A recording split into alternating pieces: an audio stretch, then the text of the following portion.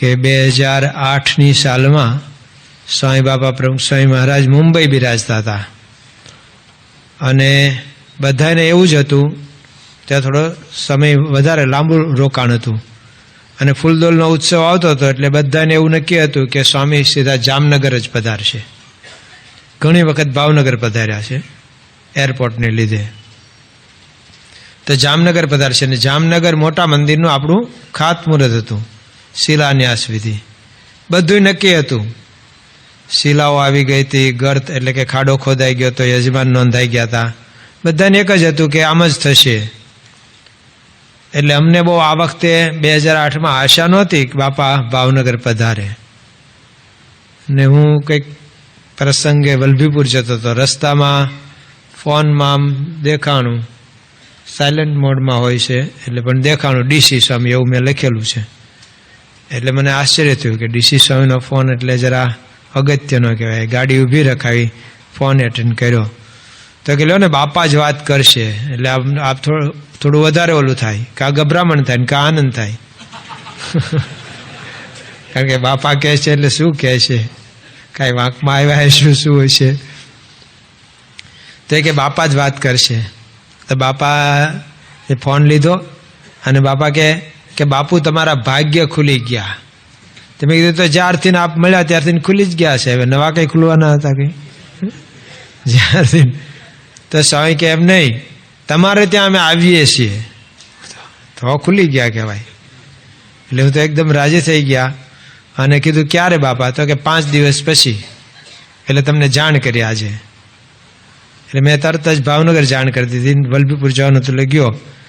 પણ ખબર ના પડી કે જામનગરને બદલે કેમ ભાવનગર આવ્યા. છેલ્લા દિવસોમાં ખબર પડી. બાપા નીકળવાના હતા, એના 2 દિવસ બાકી હતા સારંગપુર જવાનું. અને હું તો અંદર ક્યાંક કામમાં હતો, ત્યાં નારાયણ ચરણ શાહનો ફોન આવ્યો અને એમની જે સ્ટાઇલ છે એ પ્રમાણે એ કે બાપુ મોટા બાપા બોલાવે છે. એટલે પાછો હું દોડતો ગયો કે મોટા બાપાને હું કામ પડ્યું. એટલે મેં કીધું બાપા શું છે? બાપા કે આપણે ઓલા દરબારને છે ને બોલાવી લો ને. એટલે પેલા દરબાર એટલે શું કહેવું આપણે તો, મેં કીધું અહીંયા ભાવનગરમાં તો ગીર હોય એવું લાગે આપણને, જેને પૂછો સિંહ સિંહ સિંહ. આપણને એમ થાય કે આપણે ગીરમાં છીએ કે ક્યાં છીએ એમ થાય.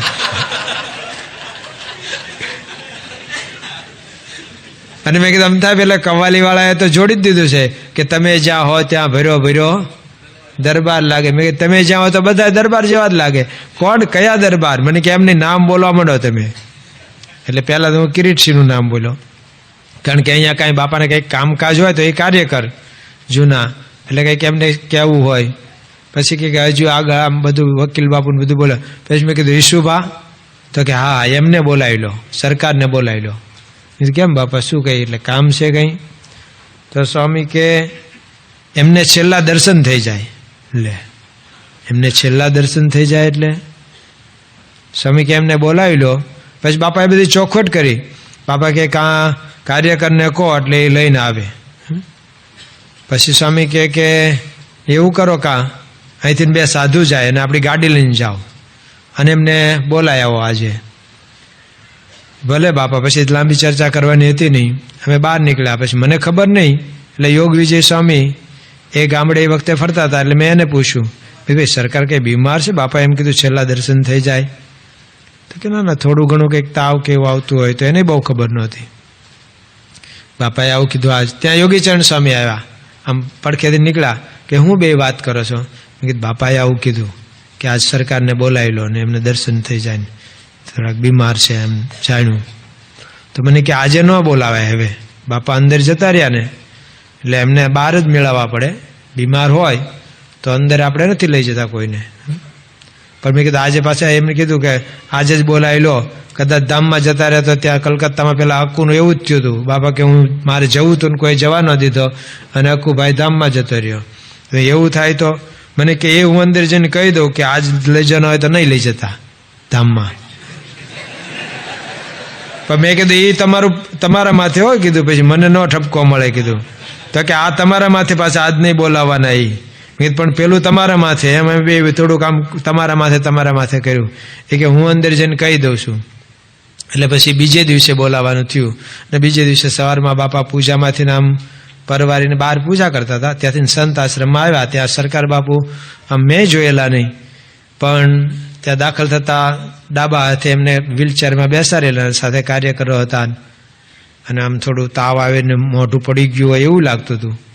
અને બાપા સીધા આવ્યા ને, અને બાપા શું કે, બાપુ હવે તમારે રામસિંહ બાપુ સાથે બેસી જવાનું છે ત્યાં ઉપર ધામમાં. આમ જ સીધું. અને એમણે કીધું હા બાપા. મને થયું આ થોડા વર્ષ પહેલા જો કોઈ આવું કીધું હોત ને તો પેલા એને સામેવાળાને બેહાડ દેતા કે હું તો પછી આવીશ, પેલા તું જા.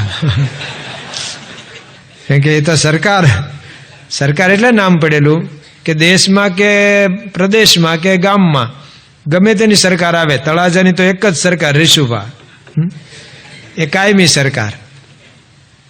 પણ બાપાએ જે કીધું અને પછી બાપાએ હાર પહેરાવ્યો. પછી બાપા અંદર જઈને પાછું યોગ વિજયને કે સાંભળે છે ઓછું, તું એમને જઈને કહી આવ કે હવે મહારાજમાં જ વૃત્તિ રાખે, બીજે ક્યાંય વૃત્તિ ન રાખે. તો યોગ વિજય સ્વામી આવીને ત્યાં પાછું એનું નિરૂપણ કરી દીધું કે બાપામાં જ ધ્યાન રાખજો. હવે બાપાને એમ કીધું છે એટલે બાપાને જ સંભાળ્યા કરજો. કે હા એમ કહીને પછી રીશુભાઈ ગયા. અને ઘરે જઈને એમણે આમ એમના રૂમમાં બધે ફોટા લગાવડાવી દીધા બાપાના ચારે બાજુ. જે બાજુ આમ નજર જાય તો બાપા જ દેખાય એમ, એટલા માટે. અને બીજે દિવસે તો ધામમાં ન ગયા. બીજે દિવસે બાપા સારંગપુર પધાર્યા. ત્રીજે દિવસે સવારમાં સમાચાર આવ્યા કે સરકાર ધામમાં ગયા.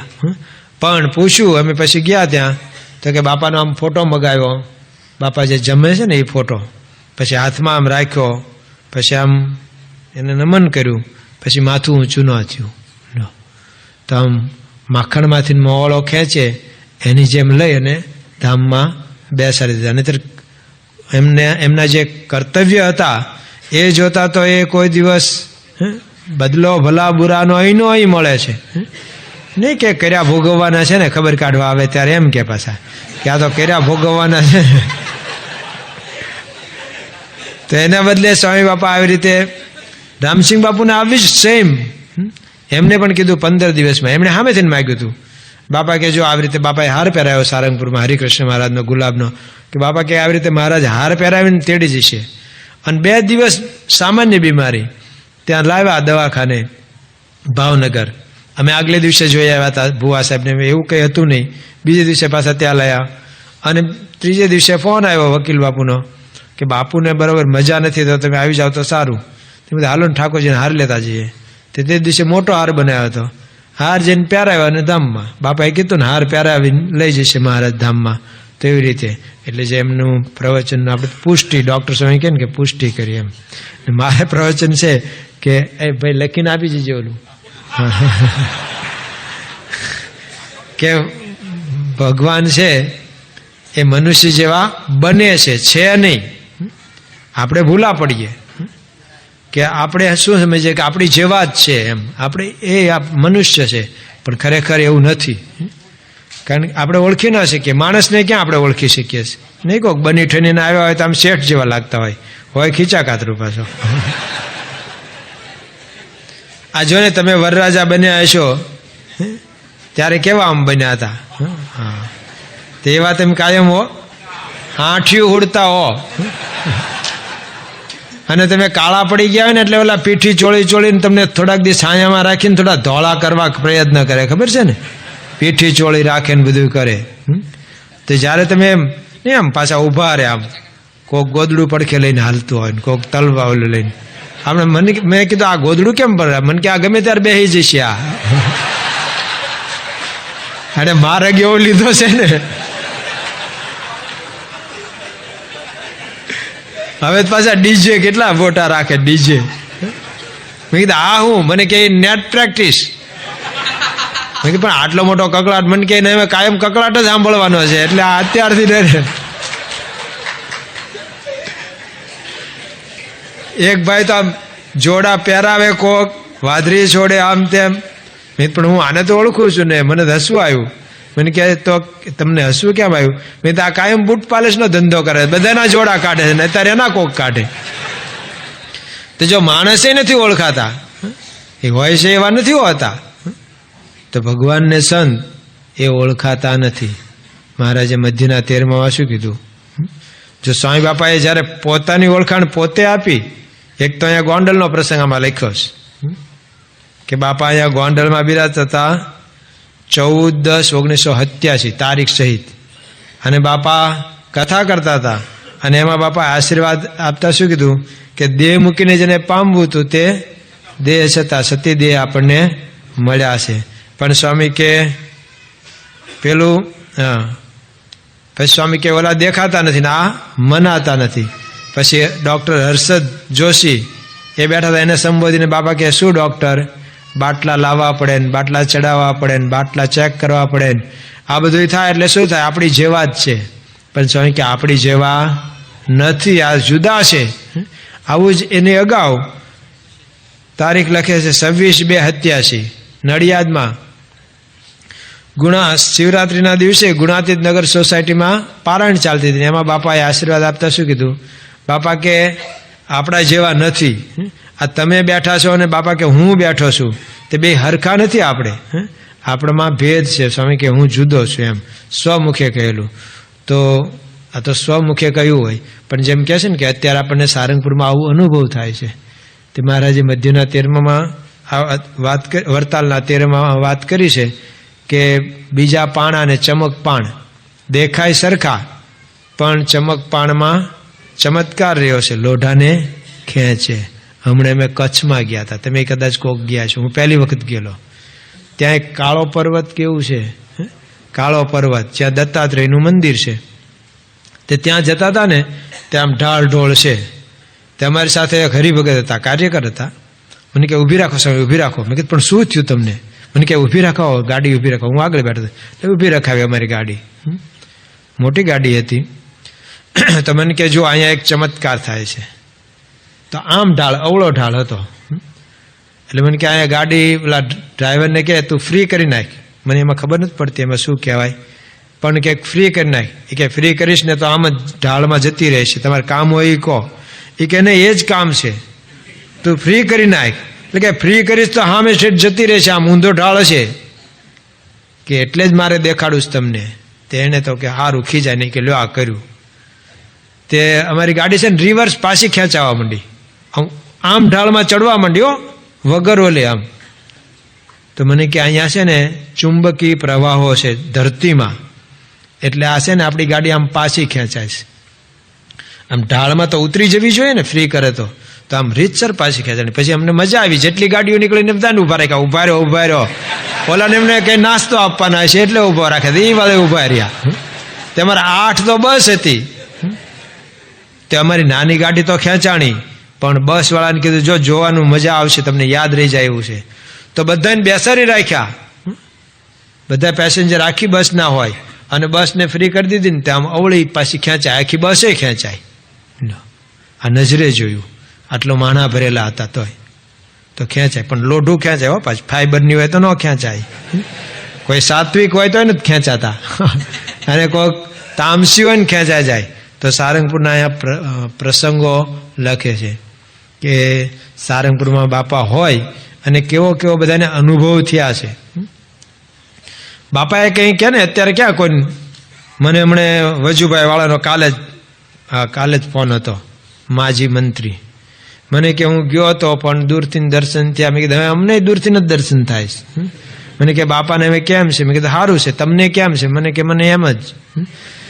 મને કે બાપાને ત્યારે શું પ્રશ્ન છે? મેં કીધું એમનો બીપીનો એનો થયો હતો ને એટલે હમણાં નથી આવતા દર્શન, બહાર નથી થતા. મને કે મને બીપીનો જ પ્રશ્ન છે કે મને આનાથી સારું થયું બાપાને. મેં કીધું બાપાને સારું જ છે, હવે પાછા આવવા માંડ્યા છે. પણ હવે કોઈને મળે નહીં, કાંઈ નહીં, છતાંય બધાને આનંદ થાય છે. રોજ માણસો આવે છે, હજારો માણસો આવે છે દરરોજ.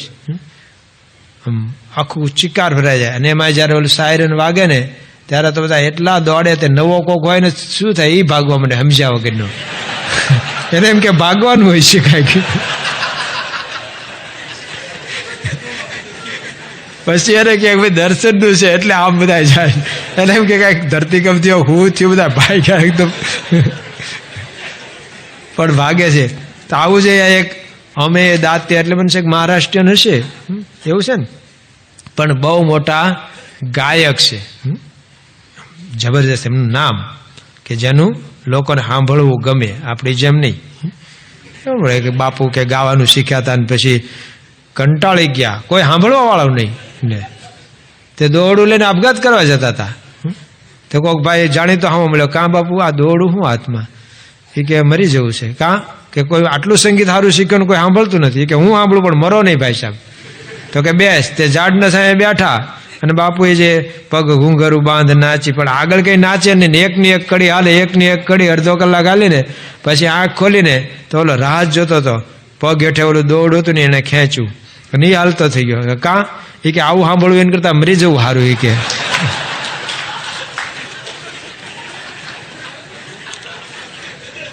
એટલે સારા ગાયક હો. હા, અમે દાંતે એવું લખ્યું છે, મુંબઈના મોટા ગાયક, બહુ રાષ્ટ્રીય ગાયક હોય ને એવા. તો એ ત્યાં આવ્યા, કે છે કે 2015 આપણા કોઈક હરિભક્તોની સાથે, અને બાપાના દર્શન કર્યા.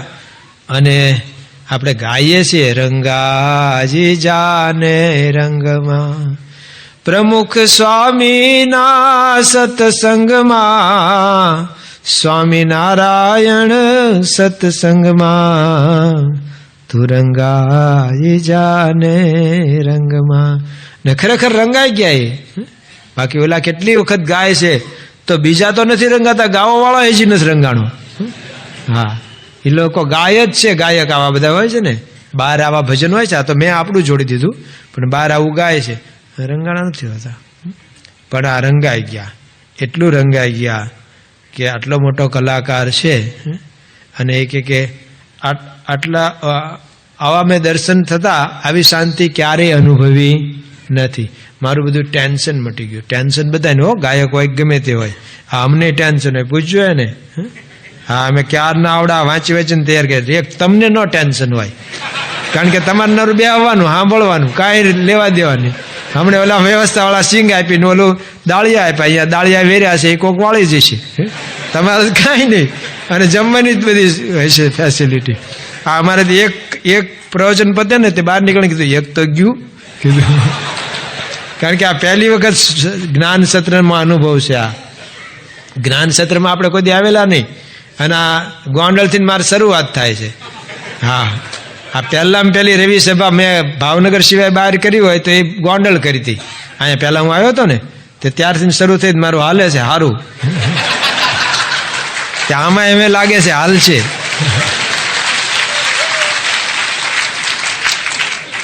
મને અમારા જ એક સંત મને કે તમારે તો હમણાં બધે ડિમાન્ડ. મેં કીધું હા, દેશી ઘીની ડિમાન્ડ નીકળી છે કીધું હમણાં. એટલે હવે પરદેશ સુધી જવાનું છે. એટલે પણ એમને આવો અનુભવ થયો પછી તો કહે છે કે એવા રંગાણા કે અમદાવાદમાં એક કાર્યક્રમમાં, નવરાત્રિનો કાર્યક્રમ હતો, નોરતાના, તો એમાં આ બધા બુક થઈ ગયેલા હોય અને સામેવાળાને આના વિશે હાલે એવું ન હોય. તો એમાંથી ને એણે કીધું કે મને જો એક દિવસ મને જો ફ્રી કરો ને તો મારે મારા ગુરુના દર્શન કરવા સારંગપુર જવું છે, નોરતામાં. હો, બાકી નોરતામાં અત્યારે શું કે ગુરુ પાસે હોય તો નોરતામાં પોગે. હા, અવળું થાય છે. પ્રેમાનંદ સ્વામી લખ્યું કે શ્રીજી સજની, એવું છે ને, સજની શ્રીજી મુજને સાંભળ્યા રે. તો પ્રેમાનંદ સ્વામી એમ કહે છે કે હે સજની એટલે સખી, એ ભાવના જે કીર્તનો કે શ્રીજી મુજને સાંભળ્યા. બાકી નહીતર શ્રીજી પાસે બેઠા હોય ને તો શું કે શ્રીજી સજની મુજને સાંભળ્યા રે.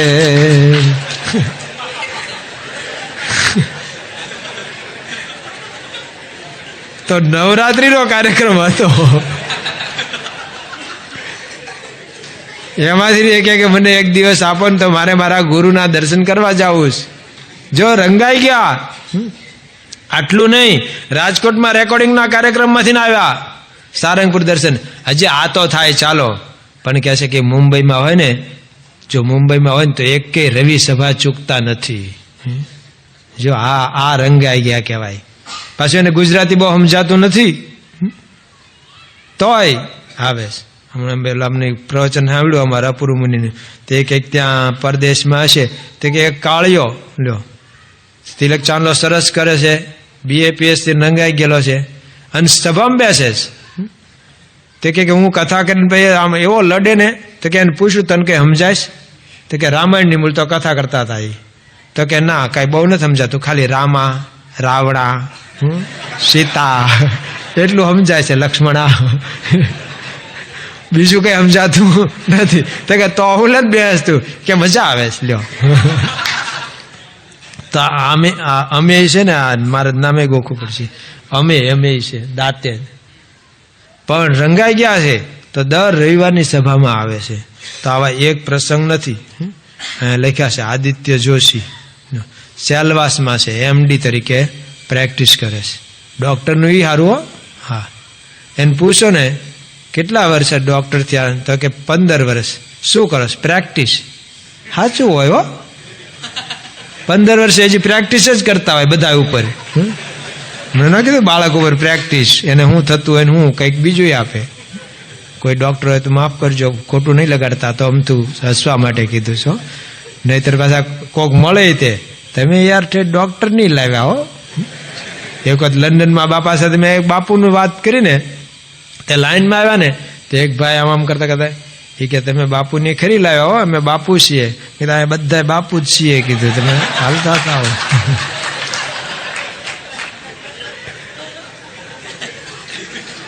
એક ગામમાં મારી પેલા સુરેશભાઈ કહી ગયા, ત્યાં ઢસા પાસે માંડવા છે, જલાલપર માંડવા.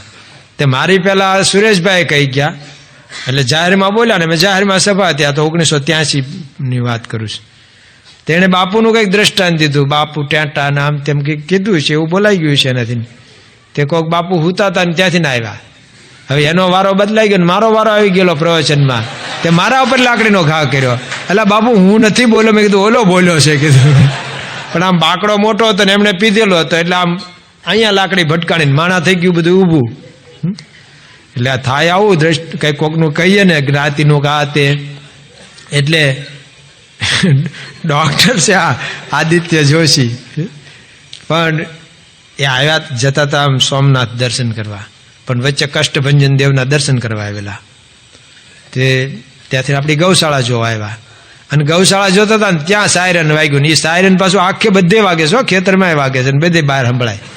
અને મંડ્યા બધા દોડવા, આ દોડ્યો. એને એમ કે કંઈક ભીતી છે, કોઈક ઢોર બોર છૂટી ગયું છે મારકણું, તે ભાગ્યો. વધારે હારે ગયો તો વધારે કોકને પૂછ્યું કેમ ભાગો છે, તું કેને કેમ ભાગે છે? હા, તો આપણે તો સારું ભાગ્ય છે. બાકી આમ તમે નિરીક્ષણ કરીને જોશો ને તો કૂતરામાં આવું બહુ થાય છે. એક ભય ને તો બધા જાગી જાગીને દોડે. એટલે શેના માટે જવાનું છે, શું છે, કાંઈ કોઈ પૂછે કરે, જાણે નહીં, બધા દોડે. બહાર જઈને પાછા વળે કે કાંઈ નહોતું, તો હું ગયા હતો.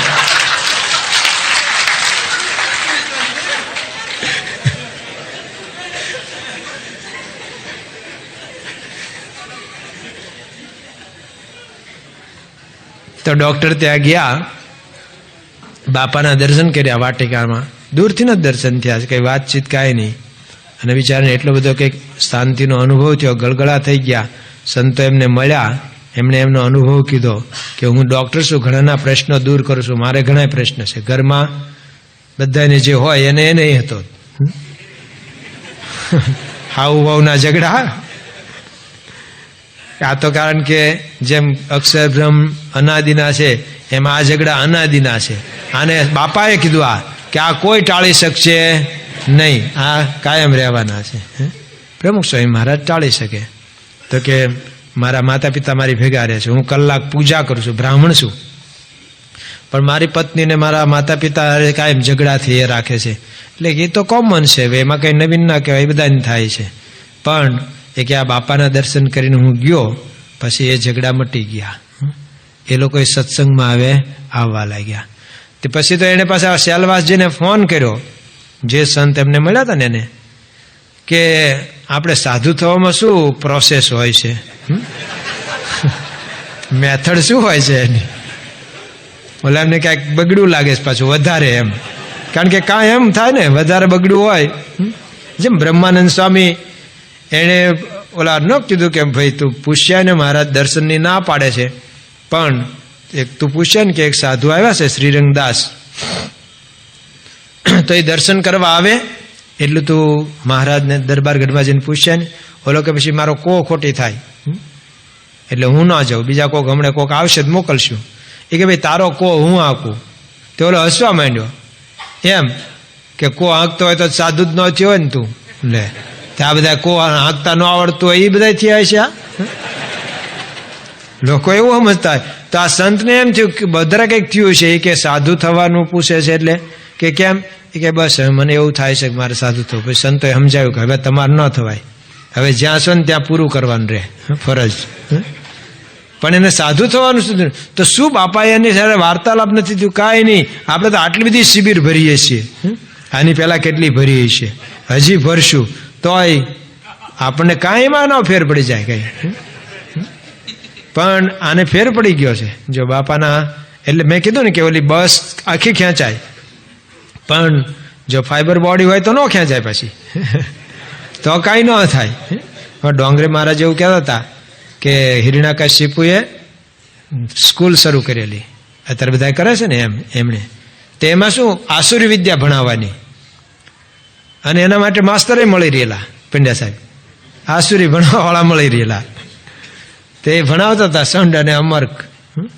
પાછા આ ચેકિંગ મોકલે સિપાહીને, જ્યાં પાછું જ્યાં બીજું કંઈ નથી થતું ને આપણે આ બ્રહ્મ વિદ્યાને જ ભણાવતા ને આપણી જ વિદ્યા ભણાવવી જોઈએ. આસુરી ગાળું બોલતા ને આન તેન. આ નાના છોકરા નથી, એમ ઘણી વખત પૂછીએ કે ગાળું બોલતા ક્યાંય શીખવાડવામાં આવે છે કે શીખી જઈએ છીએ? તો બધા કે શીખી જઈએ છીએ. ગાળુંને કંઈ બોલાવવાનું શીખવાડવાનું ન હોય. અહીંયા બેઠેલા બધાને આવડે છે કે નહીં? મને તો આવડે જ છે, આ તો બોલાય નહીં. બહુ થાય તો બોલીએ તે કોક દીક, પણ જનરલી ના બોલીએ હવે, કારણ કે સાધુમાં આમ. તો સિપાહીને મોકલો, આવ્યો નહીં પાછો. બીજા સિપાહી, ત્રીજો, ચોથો ગયો. પછી રહેવાનું નહીં, 4 જણા ગયા, હજી આવ્યા નહીં. શું છે આ? ભાઈ ઉભા થઈને ગયા. તો ત્યાં ગયા ને તો ઓલા સિપાહી ને માસ્તર સાહેબ ને ઓલા બધા નિશાળિયા ને પ્રહલાદ ને બધા બોલતા સ્વામી નારાયણ નારાયણ નારાયણ.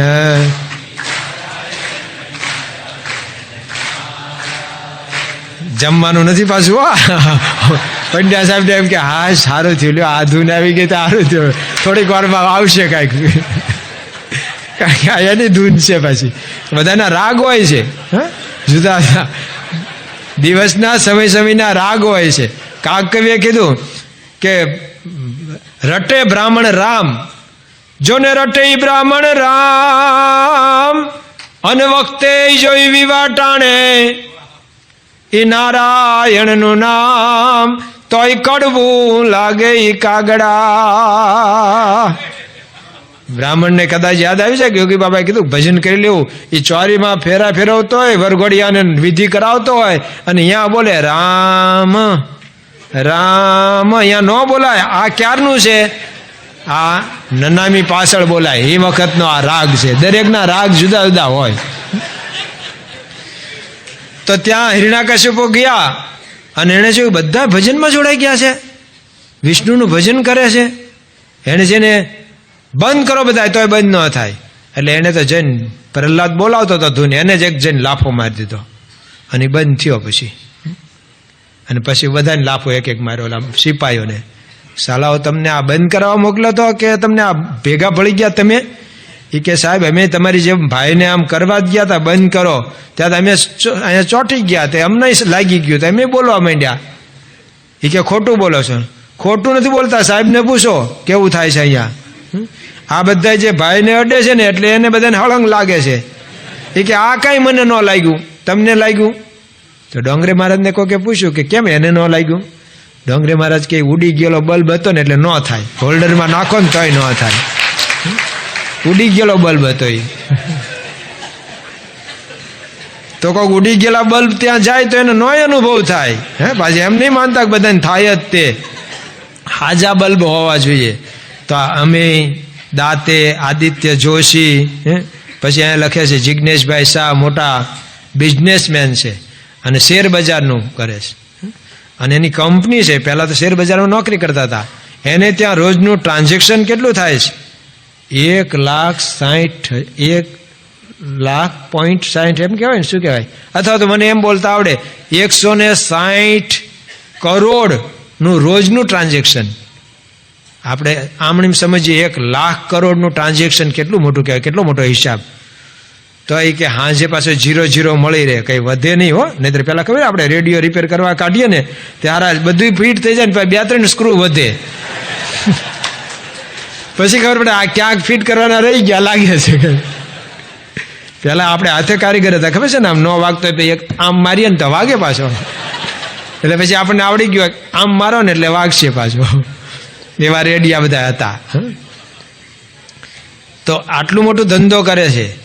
એને કંઈક ધંધો કરવા ઓફિસ રાખવી હતી ને, તે મુંબઈમાં કંઈક મકાન ગોતવા આમ નીકળ્યો ને, તે જૂનું ખખડધજ મકાન જોયું, પણ હેઠે મર્સિડીઝ ગાડી. તેને આશ્ચર્ય થયું કે આવા મકાનમાં વાળી મર્સિડીઝ ગાડી કેમ નહીં હોય હેઠે? બધાનું માપનું હોય ને, જેની જેવી જાન. સિંધિયાને ત્યાં જાન આવી હતી તો બધાને મર્સિડીઝ ભેટ આપી. જાનૈયાને હોત એક જાનૈયાને મર્સિડીઝ ભેટ આપી. એ વખતે મારુતિ, મર્સિડીઝ નહીં મારુતિ, સોરી, મારુતિ ફ્રન્ટી બધાને ભેટ આપી હતી. એ તો સાંભળીને ઘણા થયું હતું કે એ જાનમાં આપણે ગયા હોત તો સારું હતું. પણ આપણને ન કે અહીંયા બધા એના જાનૈયા એવા જ હોય એવી જાનમાં. તો કે આવા મકાનમાં આવી ગાડી મર્સિડીઝ કોની છે? પૂછતા ખબર પડી કે અજમેરા બિલ્ડર. તે અહીંયા એમની ઓફિસ છે. કે આમાં કેમ? તો કે પ્રમુખ સ્વામી આમાં પધારેલા ને એટલે પ્રસાદીનું મકાન છે ને એટલે આમાં એમણે રાખી છે. તો કે તો પ્રમુખ સ્વામી કોઈક મોટા હોવા જોઈએ, કારણ કે અજમેરાનું નામ મુંબઈમાં. તે પછી એણે એમાં રાખીને પછી બાપાના દર્શને આવ્યા. બાપાના દર્શન કરતા તો બિચારા રડી પડ્યા. એ કે મારે સૂઈ જાઉં ને તોય મગજ ચાલુ રહે. લો એટલું બધું એનું મગજ કામ કરે. ઘણાને જાગતા હોય તો નથી કરતું. આવું ભૂલી જ ગયો, હોવું સારું, મારું મગજ જ કામ કરતું નથી. કેદી કરતું હતું? પહેલા કરતું હતું કોઈ દી? તો આ કે મારે ઊંઘી જાઉં ને તોય ચાલે. હમણાં મેના બધા સરવાળા ચાલતા હોય, પણ અહીંયા શાંત થઈ ગયું. અને અત્યારે એ પણ હરિભગત થઈ ગયા. હરિભગત નહોતા. અને હવે કાંઈ પણ કરવું હોય ને તો સદગુરુ સંતો એટલે કોઠારી બાપાને એને પૂછીને કરે. અને બાપા વિશે જોડાઈ ગયા. તો જો ખાલી આમ દૂરથી દર્શન થાય છે અને આમ અસર થાય છે. મુમુક્ષુ જે આવે છે ને એને આવી અસર થાય છે. પછી તો ઘણા નામ છે પણ હમણાં ટાઈમ નથી. દીપેશભાઈ મિસ્ત્રીને લખ્યું છે. કુલદીપ રાજ આ ઓલામાં આવી ગયું છે પત્રિકામાં. એટલે આપણે તમે બધાએ વાંચ્યું જ હશે, કારણ કે તમે બધા નિયમિત પત્રિકા વાંચતા જ હો. એટલે આપણે અત્યારે પ્રકાશમાં બધા આવી ગયો હોય આ પ્રસંગ, એટલે આમાં હવે વાંચતા નથી. પણ એ તો આર્મી મેન છે, મિલિટરીનો માણસ છે. અને એને જેણે સમજાવ્યું ને અમરીશ ભગતે, એ બિચારા કાંઈ પરદેશના છે. તેને બહુ હિન્દી ન આવડે ને આને કંઈ હિન્દી સિવાય બીજું નહોતું આવડતું, તોય પણ સમજાવ્યું. અને બાપાના દર્શને લઈ ગયા ને એને પણ એવો અનુભવ થયો, શાંતિ થઈ. અને જે ઓલાએ કીધું છે ને એને બિચારા ગાઈ ગયા. શાંતિ પમાડે તેને સંત કહીએ, હારે એના દાસના દાસ થઈને રહીએ. શાંતિ પમાડે તેને સંત કહીએ. અરે વિદ્યાનું મૂળ જ્યારે પૂરું ન ભણાવે તો આ પંડ્યાનો માર સિદ્ધ ખાઈએ. તો શાંતિ પમાડે તેને સંત કહીએ. તો આવી શાંતિનો અનુભવ થાય છે. એટલે અમને કાગ બાપુ મને યાદ આવી ગયા કે બીજો આવીને કોક બોલે આ બાવાજીમાં, બીજો આવીને કોક બોલે આ સ્વામીજીમાં, બીજો આવીને કોક બોલે. મનુષ્ય જેવા થઈને રહ્યા છે નહીં, આપણી જેવા નથી જ. જેમ આપણે ક્યારેક ક્યારેક જેવા હોય એવા નથી. હા, મને એક ભાઈ કે મેં તો હલવાઈ ગયા. મેં કીધું હું છું? મને કે સારું દીકરી દીધી પછી હલવાઈ ગયા. મેં કીધું પેલા જોયું નહોતું? એ કે જોયું એમાં જ હલવાઈ ગયા. તો હું જોયું હતું? મને કે અમે જ્યારે જોવા ગયા ને ત્યારે અમને એમની કેટલી સંપત્તિ દેખાડી. એ કે આ રહીએ છીએ, ભલે અમારું મકાન જૂનું છે પણ બધાને અહીંયા જ ગમે છે, આ જૂનો અમારો એરિયા, અને જનની જન્મભૂમિ છે સ્વર્ગાદપી કરીએ છીએ. અમારા નવા 2 બંગલા બનાવ્યા પણ ત્યાં કોઈ રહેવા જતું નથી, એટલે અમે ભાડે આપ્યા છે. અને અમને ત્યાં લઈ ગયા, અને મેં ઓલા જે રહેતા હતા એને પૂછ્યું તાર કે હા અમે ભાડે રહીએ છીએ, અને એમના બંગલા છે. પછી તો દીકરી દીદીને આમ હગા થયા ને આવતા જતા થયા ને પછી ખબર પડી કે એ 2 બંગલા એમના નથી, અને એ રહે છે ને એમાંય ભાડે રહે છે. એ કે તો કે ઓલા કે એમને કહી ગયા હતા કે ભાઈ દીકરાને થતું હોય ભલે ને સારું હોય બોલશું એકાદ વખત જૂઠું, બીજું હું ના. તો કે હગા થયા પછી ખબર પડી કે એ ઓલા બંગલા એમના નથી, ભાડે નથી આપ્યા, એ રહે છે, એ પોતે જ ભાડે રહે છે. તો જો આવું બધું જગતમાં તો ચાલતું હોય છે. આજા ફસાજાની કંપની. પણ આ સ્વામી બાપા તો મનુષ્ય જેવા દેખાય છે, પણ કાંઈ વાતચીત નથી થતી. તોય અમારા પ્રતાપભાઈ શાહ મોટા, એમનું સૌરાષ્ટ્ર સમાચારના એ માલિક, સૌરાષ્ટ્ર સમાચાર દૈનિક છે, છાપું છે મોટું ભાવનગરનું, એના એ માલિક. પણ એમના ઘરે અમે જોડી માગવા ને પ્રસાદ આપવા જઈએ તો એમણે મને કહેલું, મને કે આ સ્વામી બાપાને છે ને કોઈ ધર્મગુરુ સાથે નહીં સરખાવતા હો, બાપા એમથી બધાથી જુદા છે. આ કોઈ કથાકાર હોય કે કોઈ ભલે ધર્મગુરુ હોય, હારા હોય, એની સાથે નહીં સરખાવતા. સ્વામી બાપા એકદમ જુદા છે. પછી મને કે હાલો મારા રૂમમાં. તો ખરેખર એ બોલતા હતા એવું માનતા હતા. એમની રૂમમાં લઈ ગયા, એમના સુવાના રૂમમાં. તો એક બાપાનો જ ફોટો, એ કે મને બાપાના આમ દર્શન થાય ને એટલે એક બાપાનો જ ફોટો રાખ્યો છે. આ પ્રતાપભાઈ શાહ, છાપાવાળા નહીં કોઈના નહીં ભાઈ, કોઈ હોય તો માફ કરજો. હા, કારણ કે મીડિયા એ વાત જ જુદી છે કે કંથા કવિ ન છેડીએ, કવિ છેડે વડહાણ, એ તરણારો ડુંગર બનાવે ને ડુંગરનો તરણા સમાન. રાયનો કંઈક મોટું પહાડ કરે ને પહાડનો રાય બનાવી દે, એ એમ કહે છે. અને એટલું નહીં, એક વખત બાપા અક્ષરવાડીમાં ભાવનગરમાં હતા ને, અને એમને પ્રવચન આપ્યું હતું, ગામના મોટા માણસ પાછા, કારણ કે પહેલાના એક્સ નાણામંત્રી ગુજરાતના પાછા. તો એમણે જાહેરમાં પ્રવચનમાં કીધું કે ગીતામાં જે કીધું છે સંભવામી યુગે યુગે, એ કે તમે જ છો એને, સંભવામી યુગે યુગે એ તમે જ છો. એમ જાહેરમાં આમ બાપા સામે આમ આંગળી કરી અને એમણે કહેલું